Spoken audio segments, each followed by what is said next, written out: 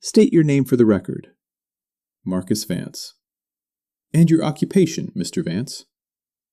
I'm an orderly, night shift at Westside General. Or I was, until last Tuesday. You got all that in your file there, counselor. I can see the blue tab sticking out from where you're sitting. Please, just answer the questions for the recording, Mr. Vance. How long were you employed at Westside? 14 years, 8 months, and 12 days.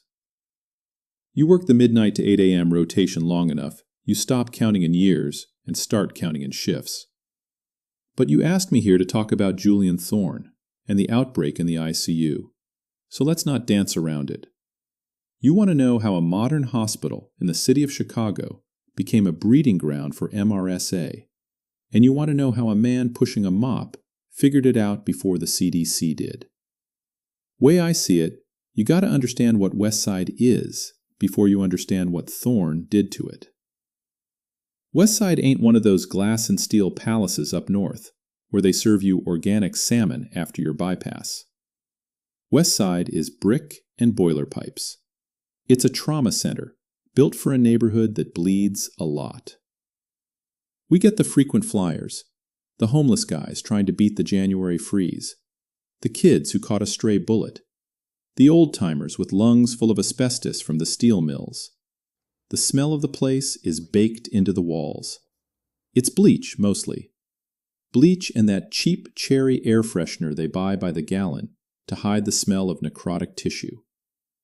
But underneath that, there's a metallic tang.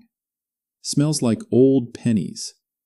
That's the smell of a system running on fumes.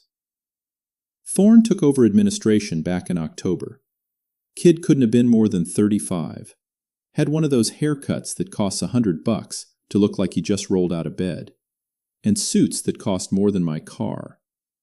He came in with an MBA and a mandate from the board to trim the fat. Thing is, when a guy in a suit looks at a hospital, he doesn't see sick people. He sees a spreadsheet. He looks at the cleaning staff and sees a line item. The trouble started on a Tuesday night in late November. Room 412. For the record, counselor, the vending machine down the hall from 412 has a busted coin return. You put a quarter in, it just eats it. Doesn't give you a soda, doesn't give your money back. Been like that for 3 years. Maintenance put a piece of duct tape over the slot, but people keep peeling it off because people always think they're going to be the lucky one. I was doing a terminal clean on 412. You know what a terminal clean is? When a patient gets discharged, especially if they had an infectious disease, you don't just make the bed and empty the trash. You tear the room down to the studs. You wipe down the IV poles, the call button, the television remote, the oxygen flow meters on the wall. You pull the privacy curtains and send them to laundry. It takes 45 minutes if you do it right. I was 30 minutes in. I had my gloves on, working my way around the bed frame with a cavi wipe, when the door swung open and Julian Thorne walked in. He didn't have a gown on. Didn't have gloves. Just standing there in his expensive wool suit, right in the middle of a room that just held a guy with a staph infection. Vance, isn't it? Thorne said. He had a clipboard in his hand. Not paper, one of those silver tablets. Yes, sir, I said. I didn't stop wiping the bed rails. The system shows you've been in this room for 34 minutes, Thorne said, tapping his screen. Industry standard for a room turnover is 22 minutes. We have 2 ambulances inbound and an ER holding 3 patients waiting for beds. It's a terminal clean, Mr. Thorne, I said. My voice was steady. I learned a long time ago in the Navy that you don't raise your voice to an officer, even when the officer is a fool. Patient had an antibiotic-resistant strain. I have to hit every high-touch surface. Thorne sighed. It was that loud, performative sigh people use when they want you to know how much of a burden you are to them. The charge nurse, Maria, was walking past the open door. She stopped. A couple of other nurses looked up from the station. Thorne knew he had an audience. "I don't need a lecture on protocol from the janitorial staff," Thorne said, his voice carrying out into the hallway. "I need beds turned over. We are losing thousands of dollars an hour keeping patients in the ER waiting room because my environmental services team is moving at the speed of molasses." "The contact time on these wipes is 3 minutes, sir," I said, keeping my hands at my sides. I didn't point. I didn't step toward him. "The surface has to remain visibly wet for 3 full minutes to achieve a total microbial kill. If I move faster, the chemical flashes off too soon. The bacteria survives." Thorne stepped closer to me. I could smell his cologne, something sharp and expensive, like gin and pine needles. "You push a mop, Vance," Thorne said, his voice dropping an octave, aiming for intimidation. "Don't act like you're practicing medicine. You wipe the surfaces, you spray the air, and you get out.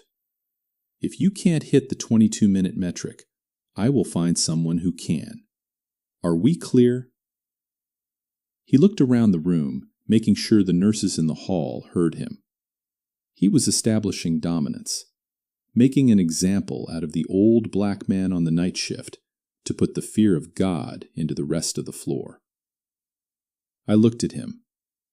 I looked at the tailored break of his trousers resting perfectly on his Italian leather shoes. I didn't clench my jaw. I didn't ball my hands into fists. That's movie stuff. Real anger, the kind that actually gets things done, is completely still. In the Navy, they taught us that defense implies guilt. You don't argue with the shouting man. You let him put his ignorance on the record, and you start building your case. "Understood, Mr. Thorne," I said quietly. Thorne smirked, tapped his silver tablet, and walked out. I waited until his footsteps faded down the linoleum corridor. I looked down at the cavi wipe in my gloved hand. I took off my right glove and pressed my bare thumb against the stainless steel tray table I had wiped exactly 60 seconds ago. I rubbed the metal. It was bone dry. I picked up the canister of wipes from my cart. It wasn't the purple top we usually used. It was a new brand, generic white label. Thorne's new cost-cutting measure. I read the fine print on the back of the cylinder. The alcohol content was off. It was 80% isopropyl. Evaporates in 30 seconds. It wasn't a disinfectant anymore. It was just an expensive wet nap. I folded the dry wipe into a tiny square, slipped it into the plastic evidence bag I kept in my pocket for my own garbage, and sealed it. I didn't say a word. I just packed up my cart and moved to the next room. "You asked me why I didn't go straight to HR, counselor. You're a lawyer. You know why. A grievance filed by a night shift orderly against the hospital administrator goes right into the shredder. It's my word against his spreadsheet. I didn't need a complaint form. I needed a paper trail so heavy it would crush him. The stakes were higher than my pride. You see, I wasn't just working at Westside. I had family there. Not blood family. Elias Miller. We called him Dutch back in the service. Dutch and I did 2 tours together. We were corpsmen attached to a Marine Expeditionary Unit. When you spend 6 months patching up 19-year-old kids in the mud, you form a bond that blood couldn't make any thicker. Dutch was up on the 4th floor, in the Surgical Intensive Care Unit. Room 408. Just 4 doors down from the room Thorne had just chewed me out in. Dutch was 71. He came in for a routine knee replacement. Should have been in and out in 3 days, but the incision site got hot. Then the fever spiked, and by day 5, they had him on a ventilator in the ICU with sepsis. When my shift ended at 8 a.m., I didn't go to my car. I went up to the 4th floor. The ICU is different from the rest of the hospital. It hums, literally. The ventilators, the feeding pumps, the telemetry monitors, they all emit a low-frequency drone that gets into your molars. The nurses up there move different, too. They don't walk. They glide. I stood outside the glass door of room 408 and looked at Dutch. He looked small in that bed. His skin was the color of old newspaper. The rhythmic hiss of the ventilator was the only thing proving he was still in there, somewhere. I pressed my hand against the glass. While I was standing there, my eyes drifted to the clipboard hanging on the wall next to his door. The Environmental Services sign-off sheet. It tracks when the room was last deep cleaned. I looked at the initials from the shift before Dutch was moved in. J.T. No timestamp. No employee ID number. Just 2 scribbled initials from a temp agency worker who had probably been told to hit the 22-minute metric or lose his job. A temp worker using Thorne's cheap, watered-down wipes.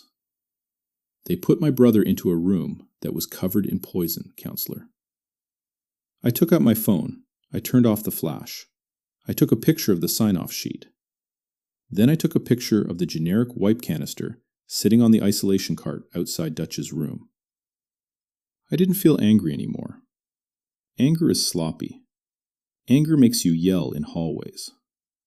I felt exactly the way I felt in the service when the incoming fire stopped and you realized the enemy was reloading. You don't panic. You check your gear, you verify your coordinates, and you dig in. I put my phone in my pocket. I looked at Dutch one last time, turned around, and walked out of the hospital. I had to get some sleep. I was going to need my energy. Because I was coming back tomorrow night, and I wasn't just going to push a mop. I was going to take Julian Thorne's hospital apart, one timestamp at a time. You look at my personnel file, counselor, and you'll see a change of assignment dated November 14th. 2 days after my little hallway conversation with Julian Thorne, I came in for my shift and my time card had a red sticker on it. That meant I had to see the shift supervisor, a guy named Miller who sweated too much and always looked at your shoes instead of your eyes. Miller told me there had been a realignment of resources. That was the phrase Thorne made him use. Realignment of resources. Excuse me. Miller wouldn't look at me when he said it. He just handed me a new key ring. It had 3 heavy brass keys on it. I didn't need him to explain. I knew what those keys opened. They took me off the ICU floor and put me on basement level 2. Level 2 is where the hospital hides everything it doesn't want the patients or the public to see. It's a concrete tunnel that runs under the main building. You got the morgue at one end, the industrial laundry in the middle, and the bio-waste staging area at the far end. It's hot down there. The steam pipes run right over your head, wrapped in thick white insulation, hissing like angry snakes. Thorne thought he was burying me. He figured an old man couldn't handle pushing 300-pound laundry carts and hauling red biohazard bags for 8 hours a night. He figured I'd let my pride get the better of me, throw my keys on Miller's desk, and walk away. That's how guys like Thorne fire people without having to pay unemployment. They just degrade you until you quit. Thing is, Thorne didn't know the first rule of naval architecture. You put a man in the basement, you put him right next to the foundation. And from the basement, I could see every crack in Julian Thorne's hospital. My new job was to manage the central supply and waste flow. Every cleaning cart in the hospital got stocked from the basement storage. Every empty chemical jug came back down to me. Every piece of equipment that needed maintenance ended up in my staging area. I wasn't just a janitor anymore. I was the quartermaster. For the first few nights, I just did the work. You don't start asking questions until you know the rhythm of a place. I hauled the red bags. You know the sound a biohazard sharps container makes when it's full and you lock it for transport? It's a heavy plastic clack. Sounds like a deadbolt sliding home on a prison cell. It's a final sound. Means whatever danger is inside, the used needles, the contaminated scalpels, is sealed away from the world. I locked 80 of those boxes a night. I stacked them on pallets. I kept my uniform perfectly pressed, even down there in the steam and the dark, because dignity isn't something you only wear when people are looking. By the end of the first week, my hands ached so bad I had to run them under hot water for 10 minutes just to uncurl my fingers. I'm 68 years old, counselor. The body keeps the score. But I didn't quit, because on night 6, I started looking closely at the chemical mixing station. You ever see how a hospital gets its cleaning supplies? We don't buy spray bottles of bleach at the grocery store. The hospital buys highly concentrated chemicals in bulk. 5-gallon jugs of quaternary ammonium compounds, or QUATs for short. Heavy-duty stuff. These jugs hook up to a wall mount proportioner. It's a plastic box on the wall connected to the cold water line. Inside that box is a little piece of plastic called a metering tip. It looks like a tiny colored thimble with a hole in the middle. The size of that hole determines exactly how much chemical concentrate gets sucked up and mixed with the tap water when you press the button to fill your mop bucket or your spray bottle. In the Navy, I ran the desalination and water purification manifolds on an amphibious assault ship. I know fluid dynamics. I know parts per million. If you want to kill MRSA and Clostridium difficile, the bugs that were eating my friend Dutch alive upstairs, the EPA says your QUAT solution needs to be mixed at a ratio of 1:64. That's 1 ounce of chemical to 64 ounces of water.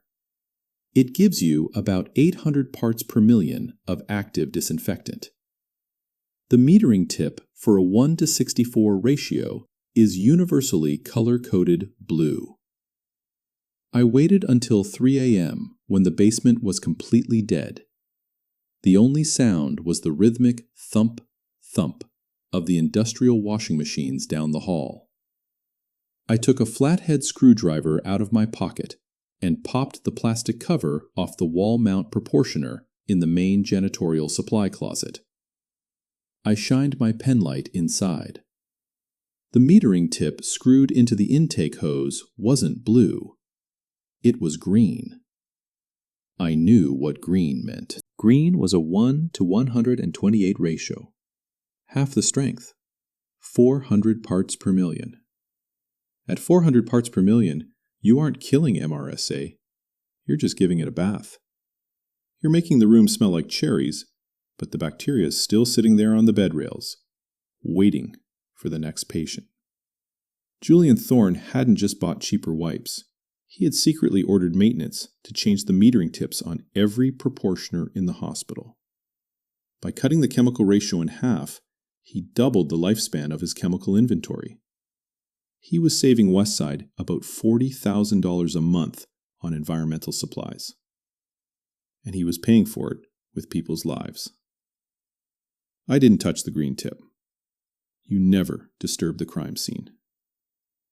I took out my phone, turned on the macro lens setting, and took a flash photograph of the inside of the proportioner, making sure the green tip and the serial number of the machine were clearly visible. I did the same thing to the other 3 proportioners in the staging area. All green. I started keeping a ledger, a little black field notebook, the kind with waterproof pages we used to use in the Corps. Every night, I documented the lies. I went through the trash from the administrative offices before I put it in the incinerator chute. I found the discarded purchase orders from the chemical supplier. They showed a 50% drop in quat concentrate orders starting the exact week Thorn took over. I flattened the crumpled papers out on my staging desk and photographed every single one. Then I turned my attention to the robots.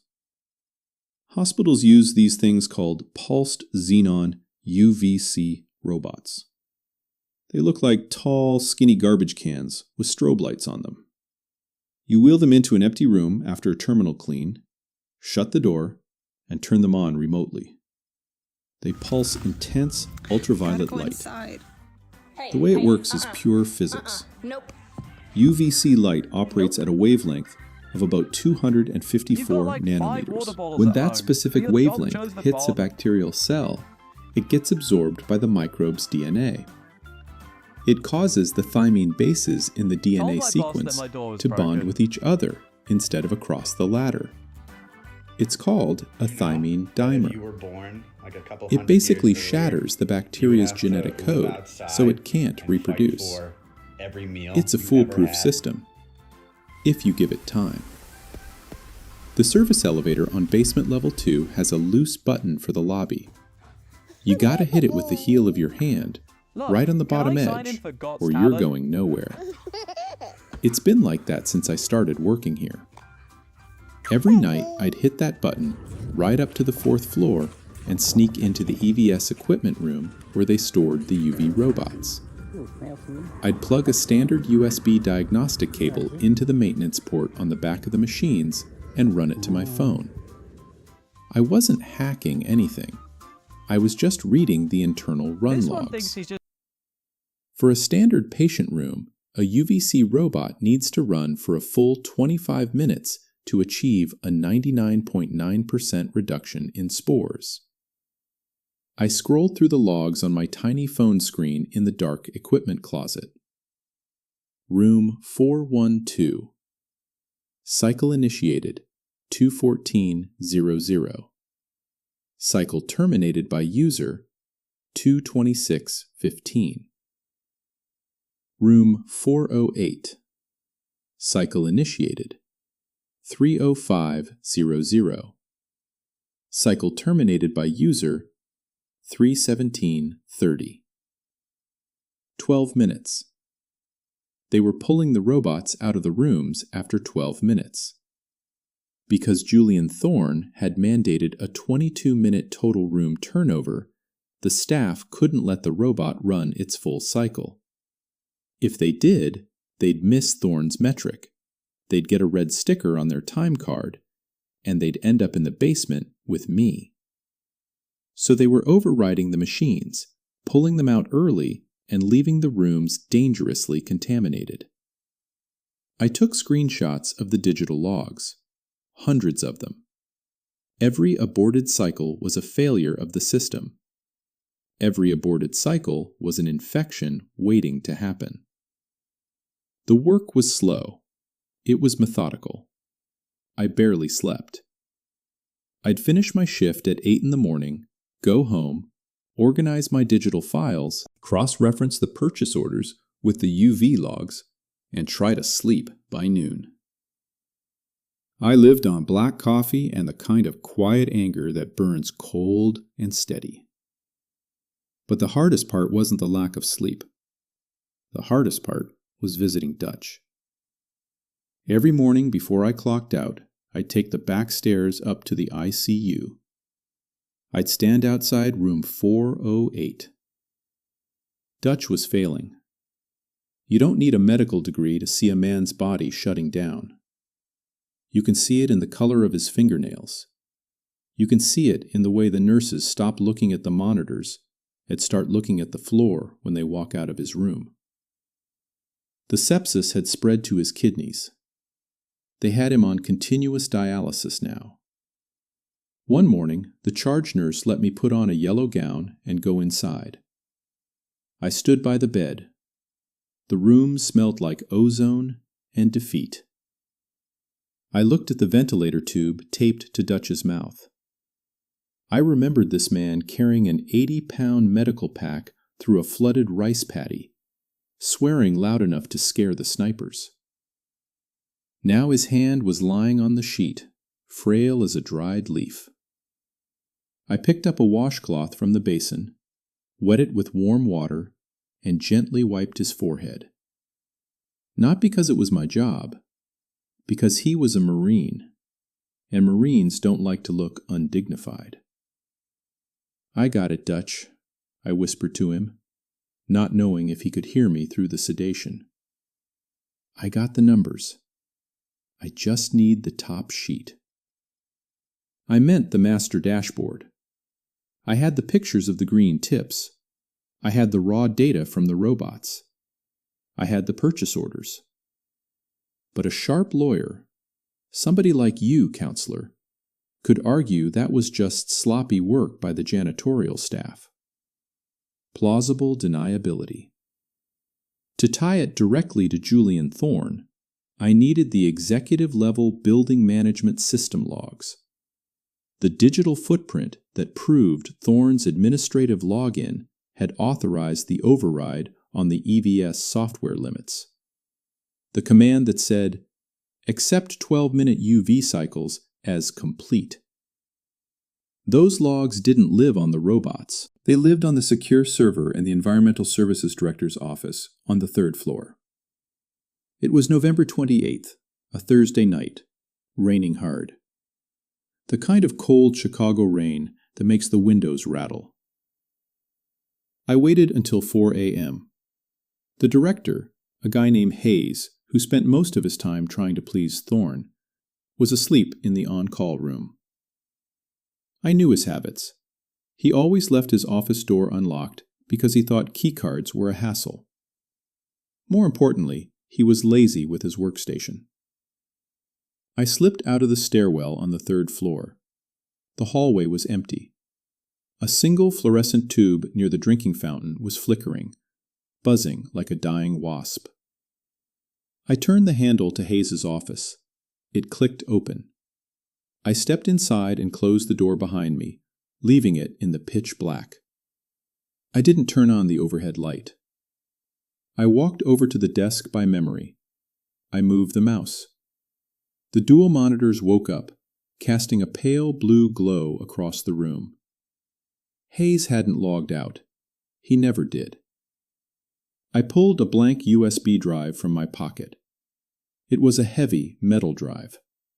I bought it specifically for this. I wanted the evidence to have weight. I plugged it into the tower under the desk. I navigated through the EVS dashboard. The interface was clunky, but I knew what I was looking for. System parameters arrow, administrative overrides arrow, audit trail. There it was. User jthorne_admin. Date, October 18th. Action. Modified minimum required UVC runtime parameter from 2500 to 1200. Override warning. Accepted.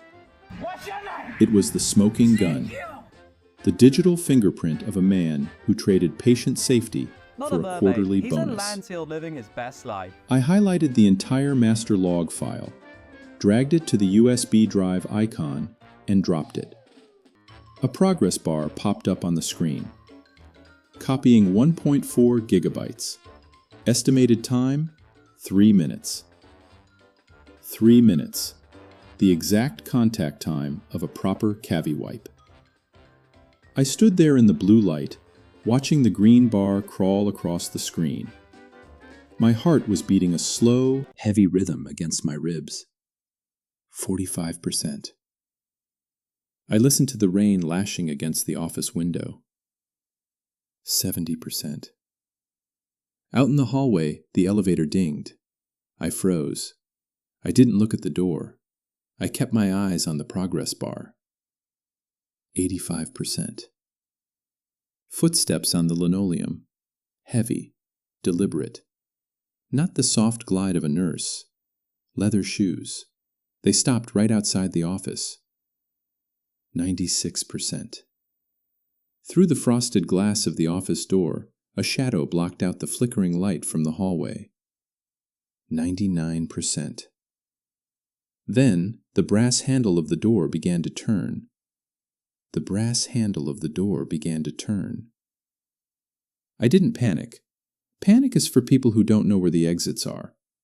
I pulled the heavy metal USB drive from the tower, slid it into the front pocket of my uniform trousers, and took 2 silent steps backward into the shadows next to a tall filing cabinet. The door opened. The blue light from the monitors washed over the face of Director Hayes. He looked terrible. He was rubbing the bridge of his nose, his eyes half closed against the glare.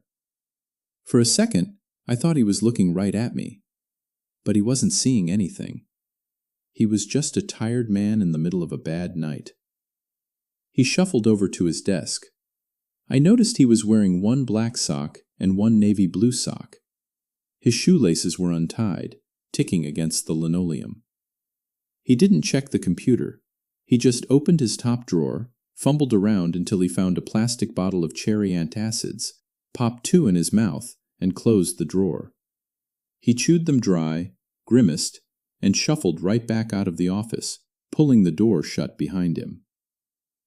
I waited 60 seconds.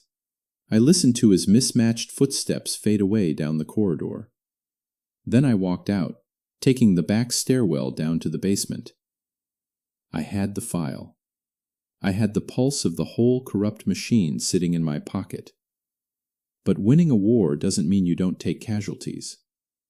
When my shift ended at 8 a.m., I didn't go home to sleep. I went up to the 4th floor, the same routine I'd kept for 3 weeks. I walked down the hall of the surgical ICU. The nurses were doing their shift change. The carts were rolling. I stopped outside room 408. I didn't need to look at the bed. I could see the strobe light flashing through the frosted glass of the door. The pulsed xenon UVC robot was in there, throwing its heavy blue light against the walls. You don't put a UV robot in a room with a living patient. You only use it for a terminal clean. I stood there for a long time. I didn't fall to my knees. I didn't yell at the ceiling. I reached into my pocket and found the 2 quarters I'd been carrying since Tuesday. I rolled them over my knuckles, back and forth, feeling the milled edges bite into my skin. The metal was cold. A nurse named Sarah, a good kid who used to bring Dutch extra ice chips, came out of the supply room. She saw me standing there. She stopped, holding a stack of clean towels. "Mr. Vance," she said. Her voice was soft, the way people talk when they're standing in a graveyard. "He coded at 4:30 this morning. The sepsis, it just cascaded. His kidneys stopped, and then his heart couldn't keep the pressure up. I'm so sorry. I know you two were close." 4:30, I said. Right around the time I was sitting in the dark, pulling the override logs off Hayes's computer. While I was capturing the evidence of Julian Thorne's greed, that same greed was stopping my brother's heart. "Did he wake up?" I asked. "No," Sarah said. She looked down at the towels. "He was resting. It was quiet." "Thank you, Sarah," I said. I turned and walked to the elevator. I didn't go to my car. I went straight to a FedEx office down on 43rd Street. I bought a heavy, padded envelope. I put the metal USB drive inside it. I put my waterproof black notebook inside it. I put the flash drive with all the photographs of the green metering tips, the discarded purchase orders, and the fake EVS sign-off sheets inside it. I addressed it to the State Department of Public Health, Office of the Inspector General. "Attention, Chief Investigator. That's you, counselor. I paid the $22 for overnight certified shipping, walked out into the cold Chicago morning, and went home to wait. That was a week ago, which brings us to last Tuesday, the day you and your people finally showed up at Westside General. I wasn't in the boardroom when it happened. I was down in the basement, hauling a load of soiled linens from the maternity ward. But word travels fast in a hospital. A hospital is just a small town with better plumbing. The nurses talk to the orderlies talk to the laundry staff, and by lunchtime, everybody in the basement knew exactly how Julian Thorne got dismantled. It was the quarterly board meeting. Thorne had all the big money in the room: the trustees, the donor committee, the chief of surgery. He was standing up at the front of the top floor conference room, running a PowerPoint presentation on a massive screen. He was showing them the numbers. He was showing them how he had reduced operational overhead by 14% in a single quarter. He was probably expecting a standing ovation and a bonus check thick enough to choke a horse. Then the heavy oak doors opened. You walked in, counselor. You and 3 state troopers, plus the regional director of Medicare and Medicaid services. Maria, the charge nurse from the 4th floor, told me Thorne didn't even look scared at first. He just looked annoyed. He thought you were lost. He actually asked you to wait in his assistant's office. But you didn't wait. You walked right up to the mahogany table and dropped a heavy, red-tabbed binder right on top of his financial projections. My file. You didn't shout at him. You didn't make a speech about morality. You used the one language a man like Julian Thorne understands. Data. Julian Thorne, you said, loud enough for the whole board to hear. Effective at 0900 hours this morning, the state of Illinois is suspending Westside General's operating license, and the federal government is placing an immediate freeze on all Medicare and Medicaid reimbursements, pending a criminal investigation into systemic healthcare fraud and reckless endangerment. Maria said the color drained out of Thorne's face so fast he looked like he'd been embalmed. When you tell a hospital administrator you're freezing Medicare funds, you aren't just firing him. You're turning off his oxygen.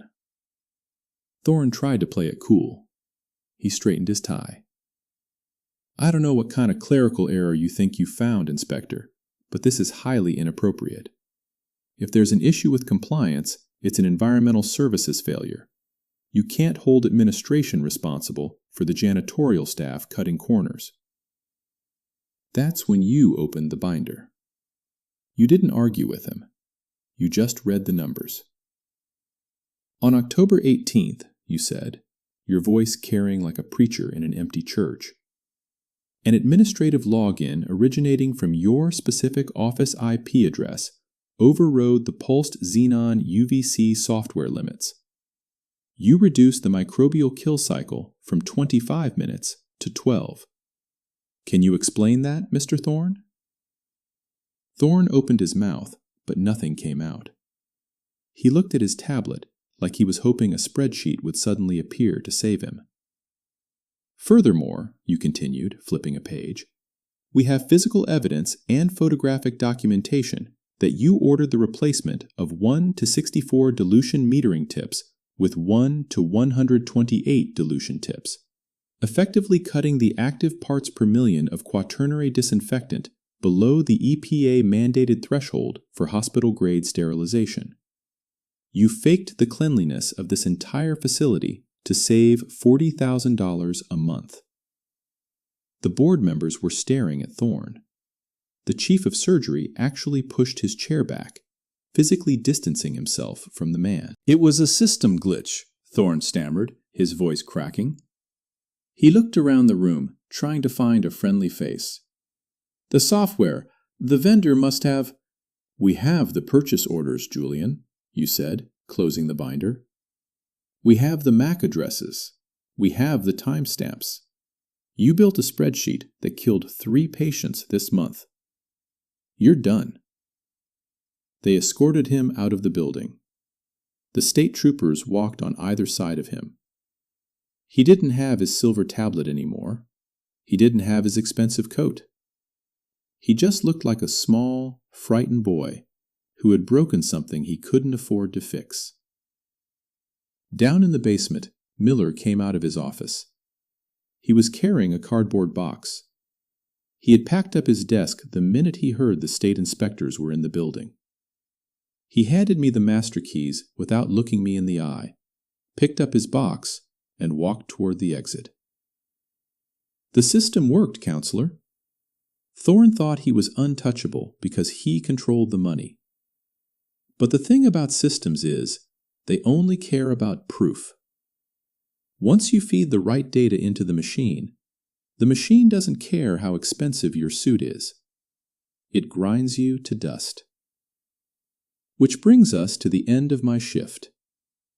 They locked Thorne out of the network at noon. By 1 o'clock, the state had appointed an emergency receiver to run the hospital. The first mandate they issued was an immediate, hospital-wide recalibration of all environmental services equipment. I didn't wait for the new management to send somebody down. I took my cart, I rolled it over to the central supply closet, I took out my flathead screwdriver and popped the plastic covers off the wall mount proportioners. I reached in, unscrewed the green metering tips, and threw them in the trash. I opened a new box of replacement parts, took out the solid blue tips, and threaded them onto the intake hoses. I tightened them down. I hooked up a jug of quat concentrate, pressed the button, and watched the chemical mix with the water. I caught a sample in a plastic cup and held a test strip to it. It turned dark purple. 800 parts per million. The exact concentration required to kill MRSA on contact. I took my cleaning cart over to the staging area. I emptied the dirty water bucket. I wiped down the handle with a proper CaviWipe, leaving it visibly wet for exactly 3 minutes. I restocked the paper towels, lined up the spray bottles so the labels were all facing forward, and parked it perfectly square against the concrete wall. You don't leave a mess for the next man on watch. That's another thing they taught us in the Navy. I took off my Westside General name badge.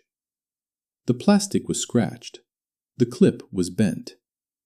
But I set it down gently on the metal supervisor's desk. I placed my 3 heavy brass keys right next to it, perfectly parallel.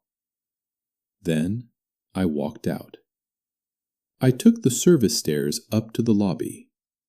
The hospital felt different. The tension had broken. The air still smelled like bleach and sickness, but the metallic tang of Thorne's greed was gone. It was just a hospital again, a flawed, broken place trying to put people back together. I walked out the automatic sliding doors into the afternoon sun. So that's the whole story, Counselor. That's what you need for your official record. You got Julian Thorne's head on a platter. You got your Medicare fraud case. And the state gets to look like it's protecting the public. I don't need my job back. I don't want a settlement. And I sure as hell don't want a medal. I'm going to take a walk down to Lake Michigan. I'm going to sit on a bench, watch the water, and think about an old Marine who deserved to die in a clean bed. I'm done talking now. You can turn that recorder off. At Hounds of Duty, we don't soften the emotion or dilute the message. We tell powerful fictional stories inspired by real-world themes. If today's story moved you, hit like, share your thoughts in the comments, and subscribe for the next episode.